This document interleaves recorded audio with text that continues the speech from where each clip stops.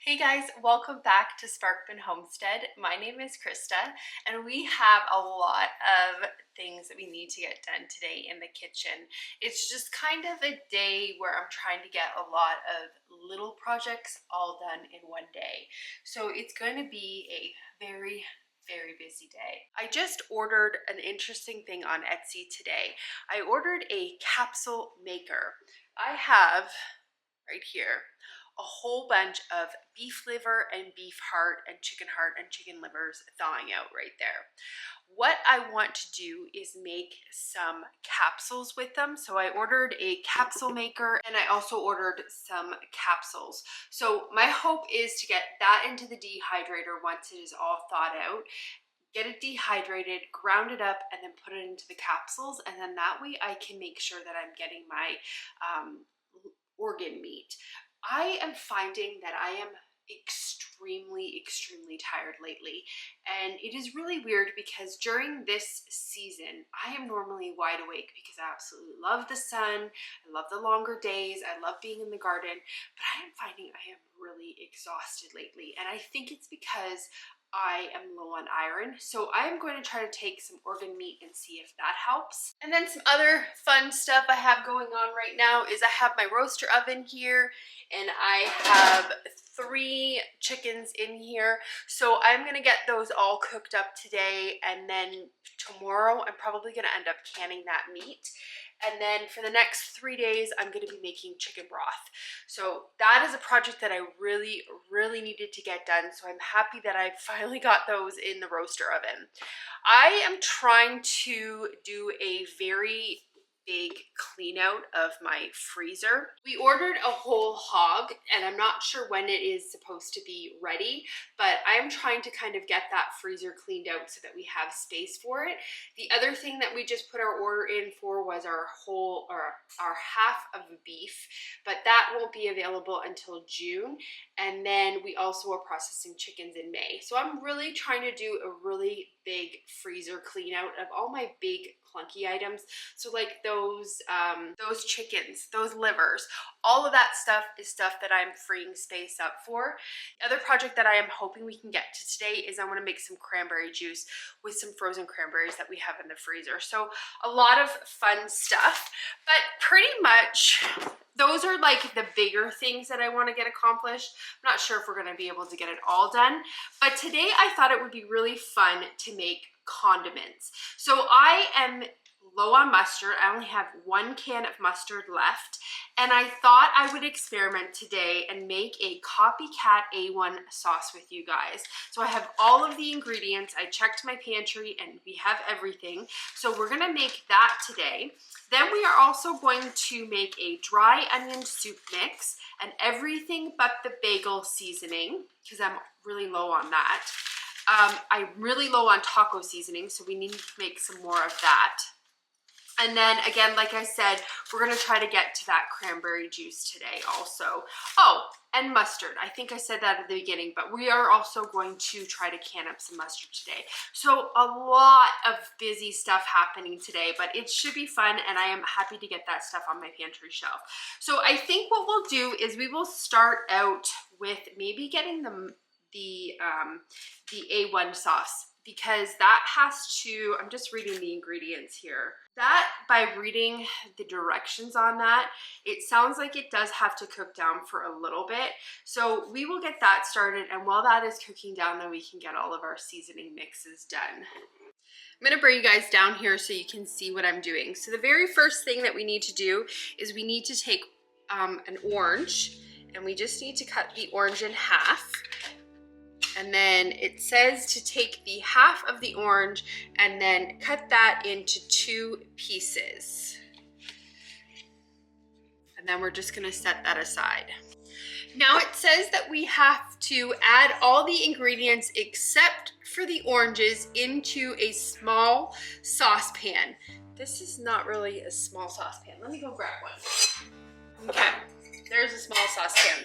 Now this recipe is not a canning recipe. This is just a recipe that we are just going to put in the fridge and use as a condiment. So this is not I don't know if it would be canning friendly or not. I haven't done that research. So to this small saucepan, we are going to add half a cup of water. We're gonna add a 1/4 cup of golden raisins. This is just the kind that I will be using. I actually ordered these just for this recipe.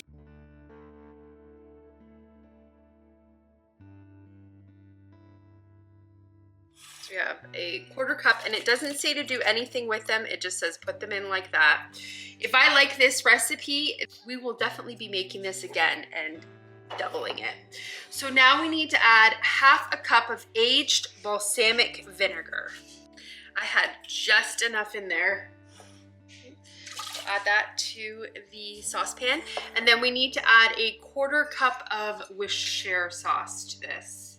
Just need a touch bit more. Okay, so we're gonna add that to the saucepan. And now we need a 1/4 cup of ketchup.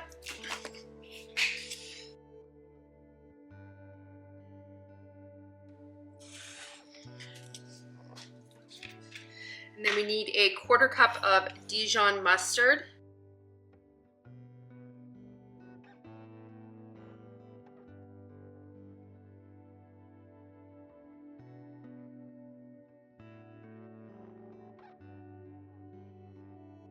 That's the other thing that I want to make is some Dijon mustard, but right now I don't use it a lot, so I already have a thing in the fridge I just opened up, so I don't want to make it quite yet. And then it says to add a pinch of cayenne pepper. We will add literally a pinch. Don't want this too spicy.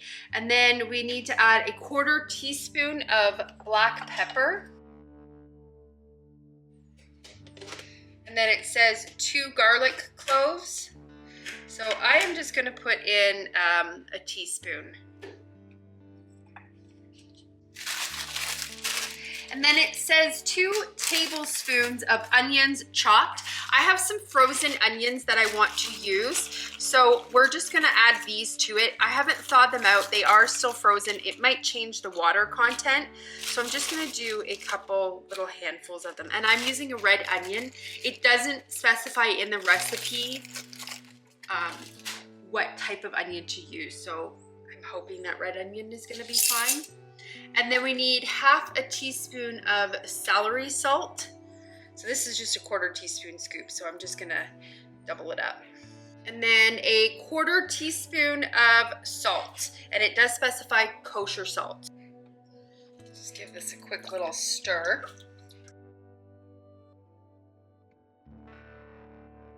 Okay, now we have to take our half of our orange, and we need to squeeze it into here. And then it says to take the rinds and drop it in.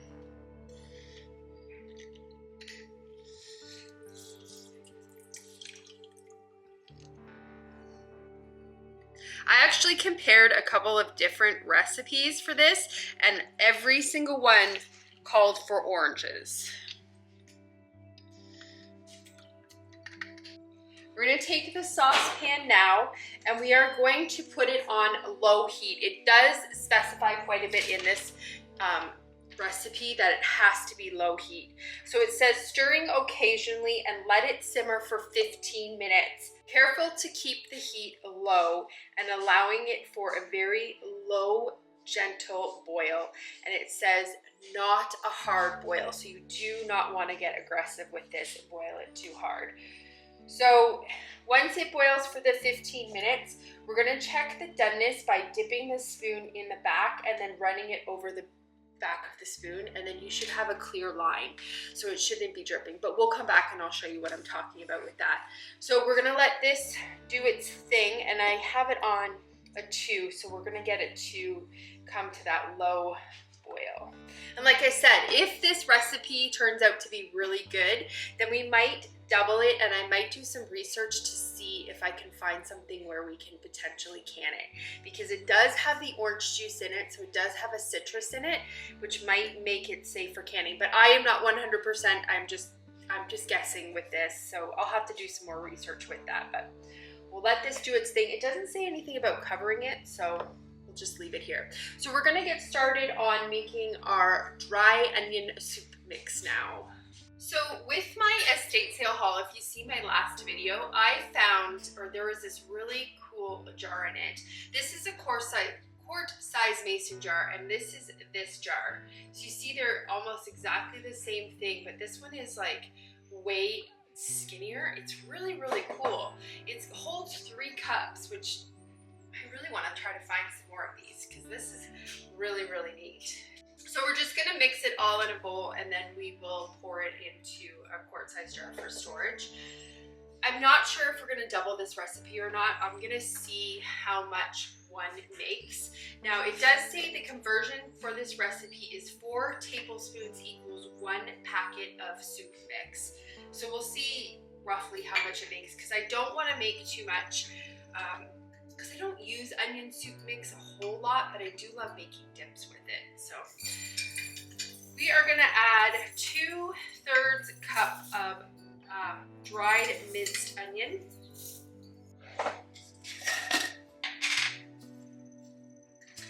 We need 3 teaspoons of parsley flakes.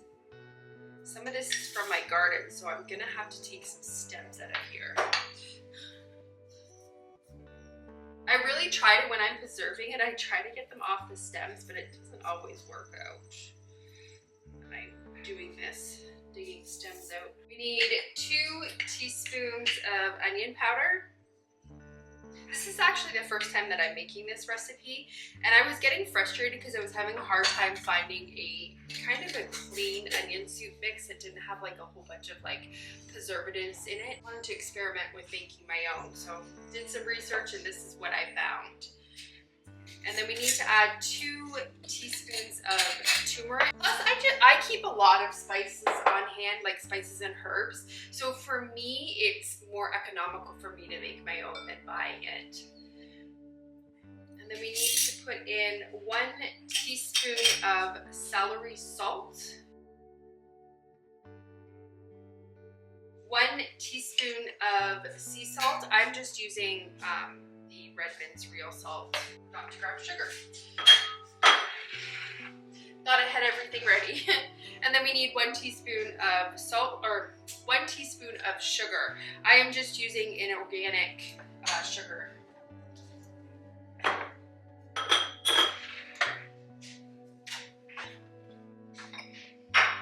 And then we need 1/2 teaspoon of ground pepper.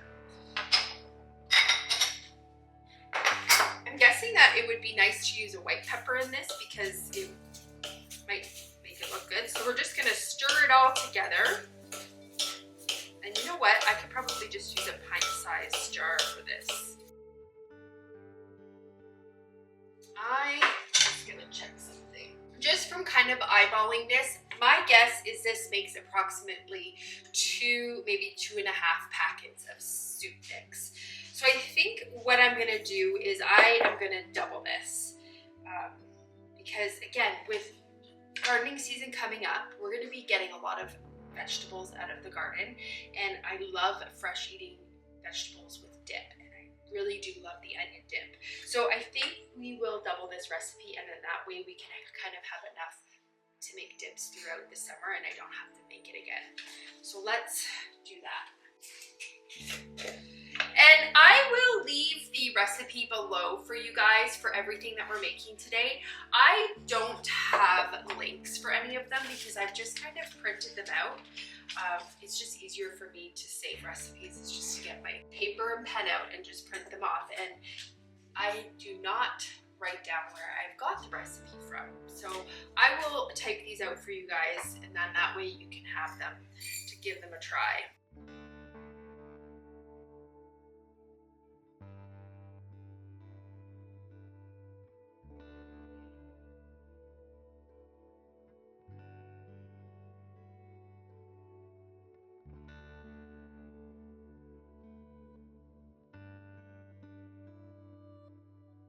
So that's what doubling the batch made, and remember we are using a quart-sized jar for this. I hear this boiling back here and I just want to give it a quick check. So it's a nice light boil. So I'm gonna set the timer for 15 minutes now that it's boiling. It smells really, really good. That sauce is almost ready, so we're gonna get the everything bagel seasoning done really quick because it is a really quick recipe. It comes together really quickly. So we need to add 6 tablespoons of poppy seeds. And then we need 3 tablespoons of white sesame seeds. I just buy my sesame seeds in bulk from Azure and they were pretty cost effective. Same with the poppy seeds. And then we need 3 tablespoons of black sesame seeds. I believe I actually ordered these ones on Amazon because I couldn't find them anywhere.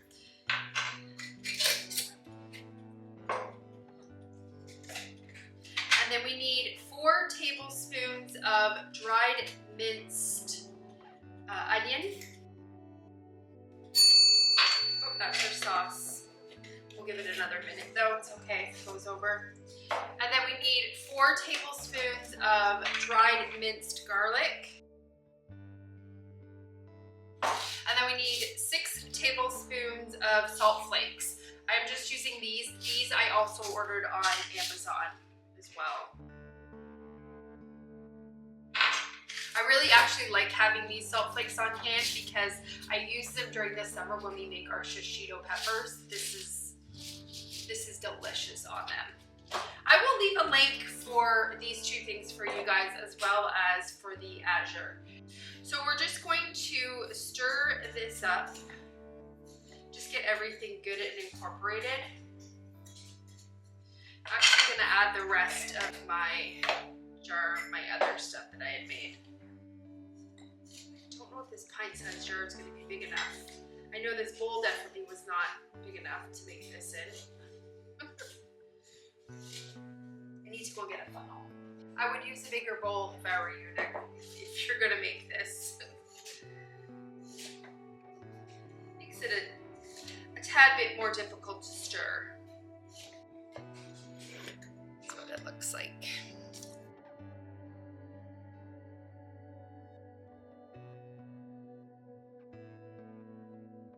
So what I do is I just take one of these things and I just empty. When I need to refill it, I just take this and put it into here. It's a good repurposing of this.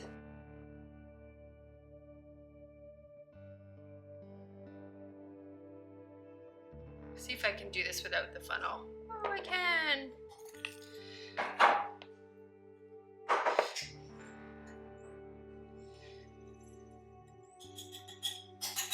There we go. Okay, let's check that sauce and do the spoon check now. I'm gonna check and see if it's done. I'm just giving it a stir. Okay, so we have a spoon here. We're gonna get some on the back of it, coating. And see how it's not running, it's leaving a clear line. If it wasn't done, it would just all kind of fall.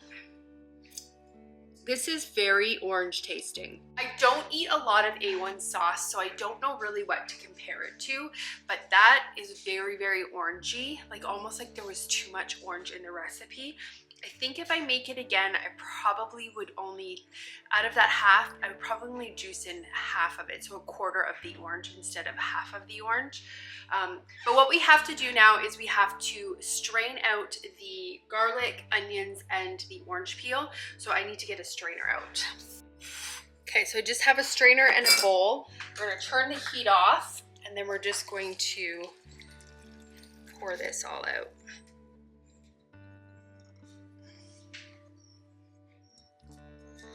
Get a spatula so that we can get everything out.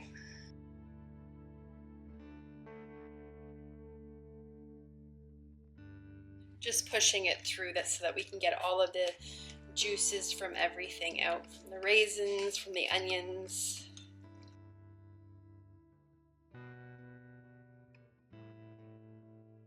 Okay, that's about good. I'm gonna put this stuff in my compost now. There we go, there is the sauce. So I just have one of these storage containers here. I got this at IKEA a while ago. I need to get a funnel. I've learned that I am not good at pouring things in without funnels, so now I just opt to get the funnel right away.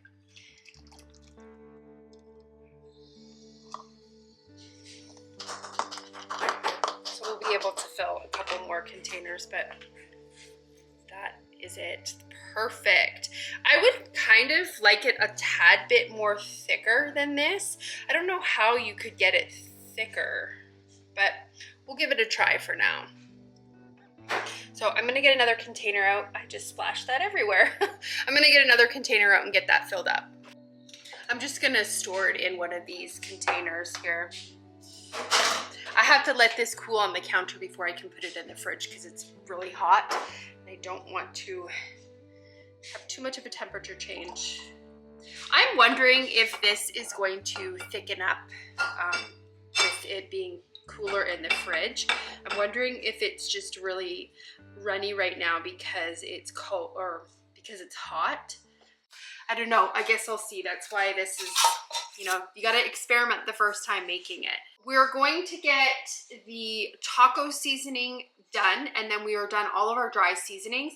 And then once that is done, we will get started on making the mustard. Now, I had to search a lot of websites to try to find a canning mustard recipe. There is a lot of recipes out there for canning like whole grain mustard or Dijon mustard, but it was very, very difficult to try to find a recipe for yellow mustard. But I was able to find one, and I will link it for you guys below. It looks like it's fairly simple, but let's get this taco seasoning done first so we can get that out of the way before we move on to a canning project, because canning projects usually take a little bit longer. Now this, which is really nice, it is water bath canning, so I do not need to get my pressure canner out and babysit it, which is so nice. Now, a couple of you guys actually recommended this weighted gauge for my pressure canner, and I am definitely going to look into that because I would love not being able to have to sit by my pressure canner. It would make canning so much more relaxing for me. So I am gonna look into that, and thank you guys so much for those suggestions. This is why I absolutely love this platform, because I learn so much from you guys and I love it. So let's get started on this taco seasoning. So taco seasoning uses a lot of ingredients, as you can see on here. This is just where I store it in, is my pint-sized jar. We're going to make one recipe, and then if I feel it's not enough, then we'll just make another one, because I don't know how much I can fit in here. I usually double it though. We'll see. To start, we need half a cup of salt-free chili powder. Now, I am using a chili powder that I purchased from Azure Standard, and I was going to get mild, but it has been continuously out of stock. So I got medium because I read the reviews and it said this is not really a medium, it's more like a mild. So I got the medium chili powder, and it is a little bit more spicy.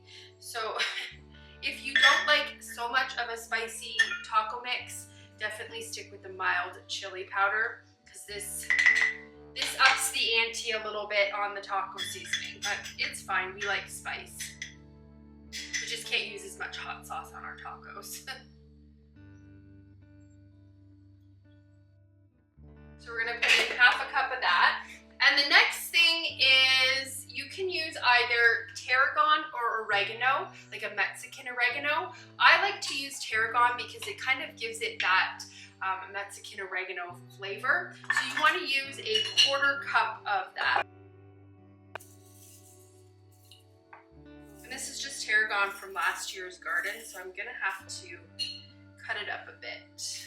Okay, I added just a little extra because we are using stuff from my garden, so it's not as compact. Now we need to add 3 tablespoons of salt,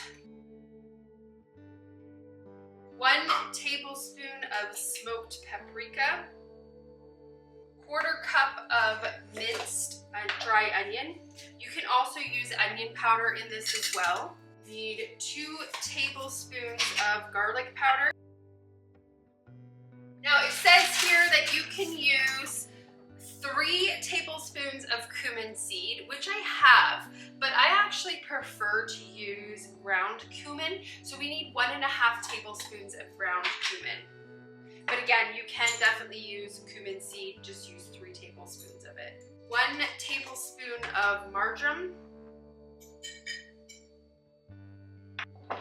2 tablespoons of unsweetened cocoa powder. Trust me, this makes this, it levels it up. It's amazing. Somebody told me this trick years and years and years ago, and ever since then, I always put this in my taco seasoning. So good. Brings out kind of the smokiness. And then we need 2 teaspoons of crushed red pepper flakes.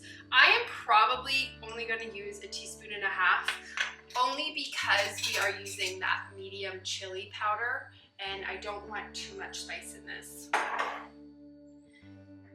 And then 1/2 teaspoon of ground black pepper.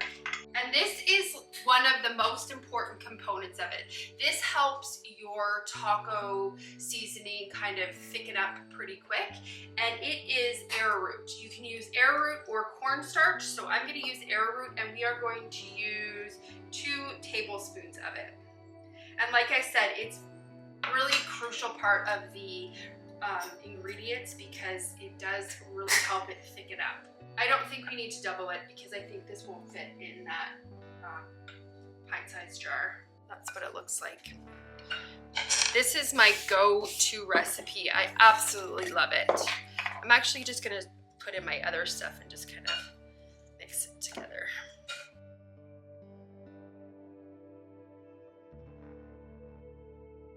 You know what? I'm wondering if we should make another quick little batch. I think I'm gonna do that because I really like to have this filled. We use a lot of taco seasoning in a lot of recipes, so I'm gonna make another batch of it. We're gonna get started on the mustard now. So I have my water bath canner here and I have it fairly full to about this line. I like to can my mustard in 1/2 pint jars. So we are gonna get this kind of warmed up and then we're gonna get those cans put into here. This mustard does take a little bit of time to cook down. I just wanna kind of start by saying, please, please, please do your research when canning anything. Just because I do it for my family and I feel it's safe for my family, you need to do your own research to make sure that you feel comfortable doing it. So this is a recipe that I found online and it does say that it is safe to can. It is a water bath canning method. I need to actually get my apron on. And one thing that I have learned just from making mustard in the past is that you need to make sure you are using a non-reactive pot. So no aluminum. I believe you can't use enamel either. It does something, there's a chemical reaction when making the mustard that if you put it into a reactive pot, it does something to it. I don't know exactly what it was, but I am going to be using a stainless steel pot. I'm also going to be doubling this recipe because I want to put quite a bit into my pantry. We don't use a lot of mustard, but I don't like to make it often. I like to make it maybe once a year if I can. Maybe sometimes I even try to stretch it once every like 18 months. Now, this particular recipe that I am using, I will leave it linked for you guys below. It does say that the jars are safe for up to 12 months, so just keep that in mind when you are making your batch of mustard. This does, like I said before, take a while to kind of boil down because we do like kind of a thicker mustard. We also like a more vinegar mustard. We're not fans of the spicy taste. And when I have made this in the past, it tends to be pretty spicy. So what I do is I dilute it quite a bit with vinegar before I put it into my container. I just store them in these containers. I believe I got this at IKEA and it's perfect. See, I'm getting low and I only have one left, so I need to get this made. You know what, I'm gonna actually get the jars put in there right now. I like to pre-sterilize my jars before I make mustard in them. One of the reasons I'm really doing it right now is because these are some of the jars that I got at that estate sale. Now I have run them through my dishwasher, but I just kind of want to make sure that I'm really got them good and sterilized. Sorry, I got a phone call. As I was saying, I just kind of want to sterilize the jars a little bit because I want to make sure that they're good for canning with. So boiling them is necessary. Now normally when you are canning, I think they say if you are canning anything over 10 minutes, you don't technically need to sterilize the jars first, but the recipe says to do it. I'm going to follow the recipe, plus I want to make sure that they're good and clean. Okay, so remember I am doubling this recipe, so if you see me adding more than what I'm telling you, it's because I am going to double it. So the first thing that we need to use is some vinegar, and it says to use 3/4 cup of white vinegar. I'm wondering if I should even triple this. The recipe doesn't specify how many pints it makes or half pints it makes. You know what? We're gonna triple this because that's already not a lot.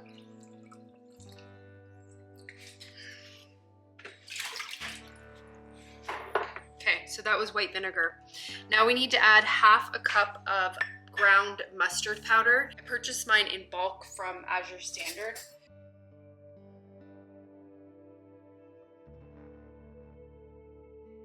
Now we need 1/2 teaspoon of garlic powder, 1 teaspoon of salt, 1 teaspoon of turmeric, and then it says optional. You can use 1/4 teaspoon of paprika. So we're gonna give it a try. Okay, and now we need to whisk all of these ingredients together. I am not happy with this amount. I am going to make another batch. So I'm going to literally times this by 4 because again, I want to put more than just 1 jar in my pantry.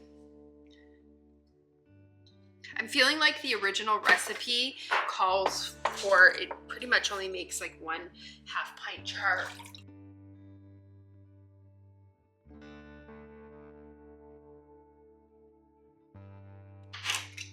So I think with this particular batch, I'm not gonna put in paprika in this one.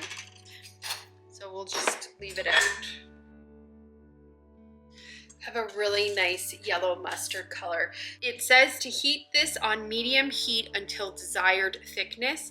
It is pretty thick already, so I'm gonna say that this is probably gonna take about 1/2 an hour to kind of thicken up a little bit more. So I just tried a little bit of that because I wanted to see where the flavor profile was.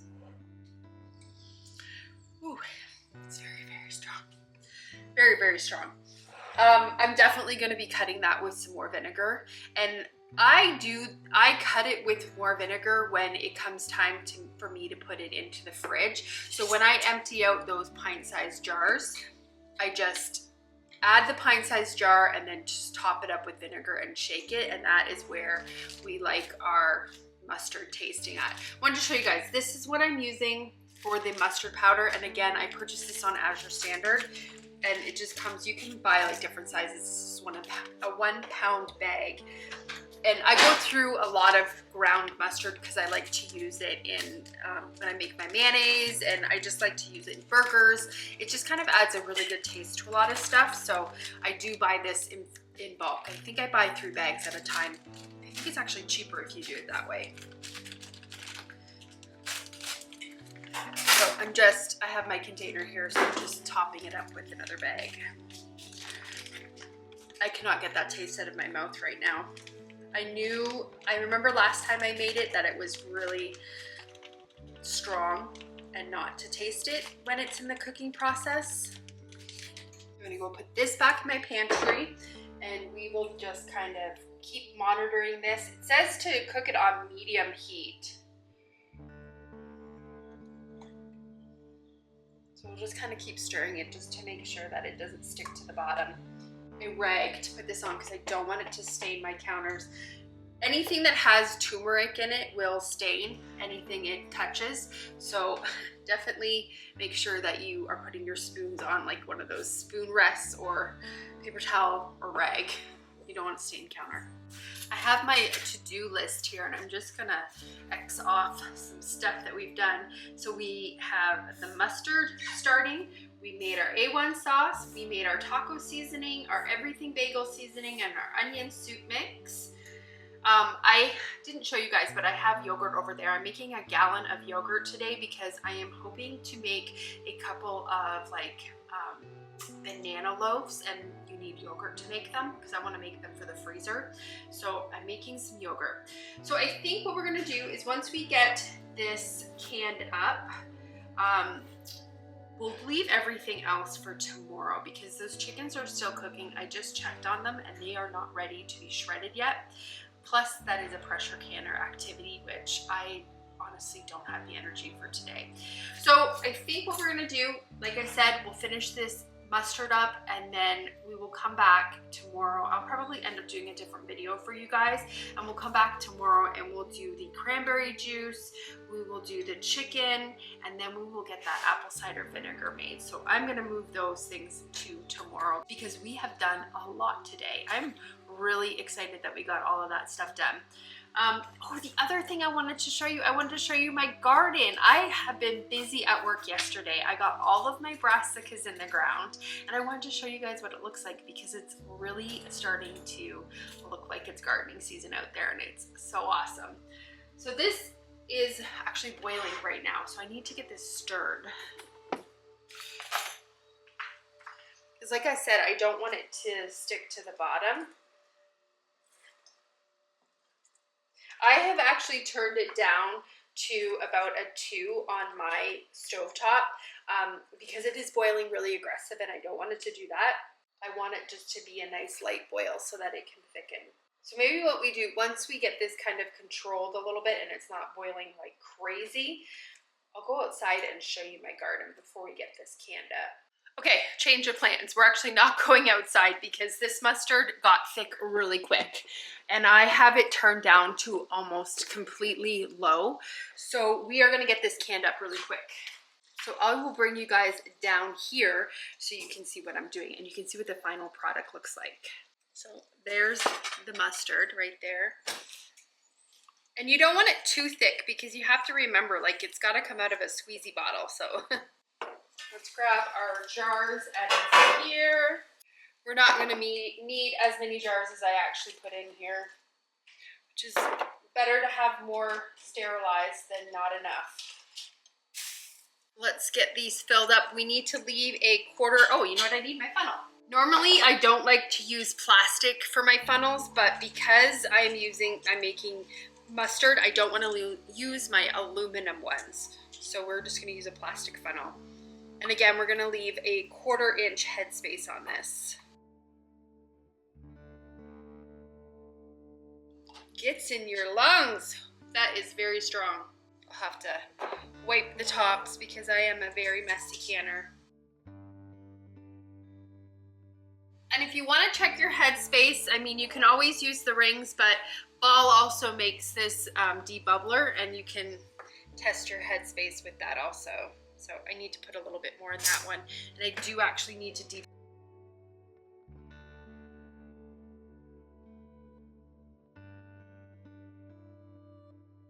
So I was right, and the original recipe pretty much just makes 1/2 pint jar, maybe not even a full 1/2 pint, because I timed this recipe by 4 and I only really got 3 pint size jars.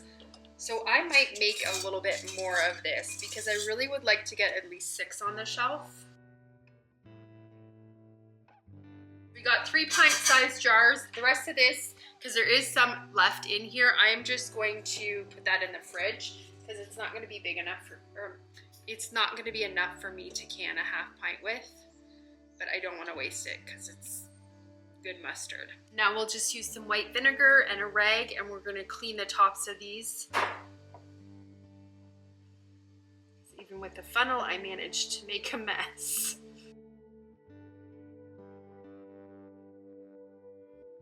Lids on and fingertip tight.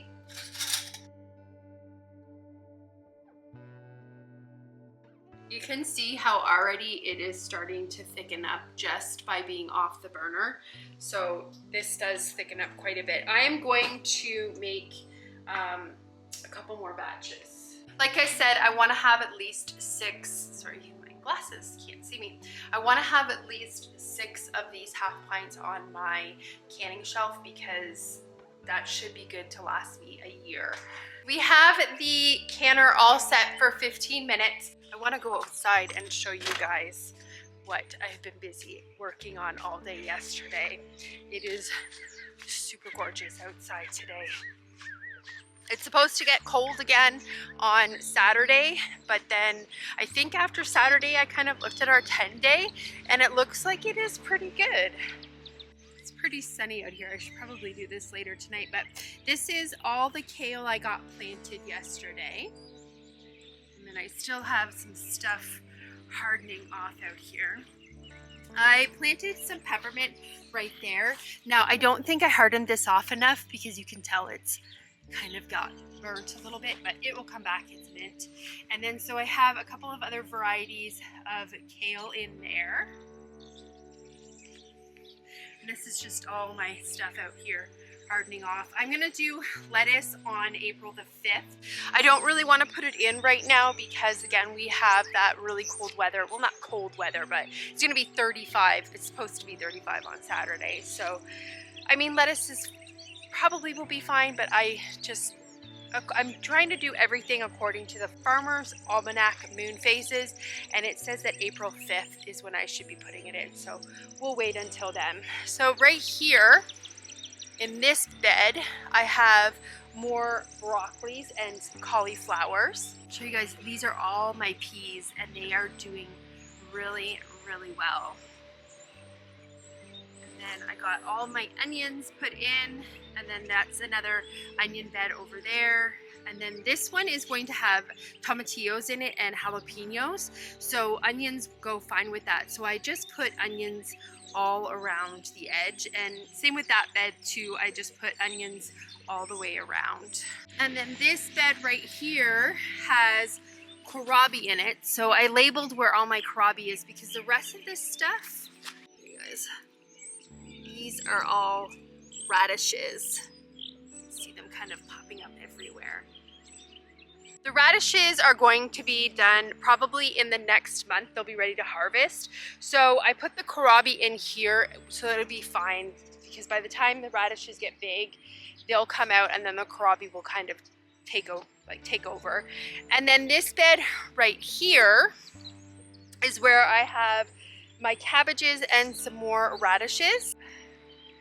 Those there, and I have a couple different varieties of cabbages. And then this bed right here is all my cauliflower, and then I have a couple of different cabbages right here and some broccoli, and then this bed right here is broccoli. More peas over here. This is a lettuce that overwintered. It's just not dying. I'm just leaving it. And then we have some more peas over here. Planted some, it's probably hard to see because of my shadow, but I've got some turnips right there. This is a turnip bed right here and right here. So those are slowly starting to come up, which is exciting. So that is what I got busy doing yesterday. The other thing me and Steven were working on, we were working on getting this mobile coop all ready. Now, the original design that we used only had wheels on the back end, and I found that it was so heavy and hard to move. We put wheels on the front of it. So what we do is we move it like this, and then when we get it to where we want it, we actually just pop the wheels off and it drops the whole mobile coop. And so this is what we use for our meat birds. So we will put all 30 in here. All 30 fit. We usually do 30 at a time. So I know that 30 definitely fit in there. So we'll put them in there, and then every day I move them to fresh grass. And then I also put an electric fence around it. We do have some, I don't know if you can see it or not, but around the bottom. We do have electric around the bottom of it to kind of discourage things from getting in and digging. But we have found that the best option for us with those is just to put them in an electric fence. That way, because we have I'm trying to get out of the sun here. We have very aggressive coyotes here. Like, they love my garden. They like to kind of be all here. So I need to make sure that kind of everything is protected with electric fences. And the chickens have a chicken coop door that actually manually shuts and opens. So they are locked in there like with a steel door, so they can't get in there. But again, I like to run everything with electric fences just to be on the safe side, because it would be a huge waste of money for me to, and plus it would make me very sad having a coyote come and eat everything that we worked super hard to grow. So I am going to go back inside and get another batch of mustard made.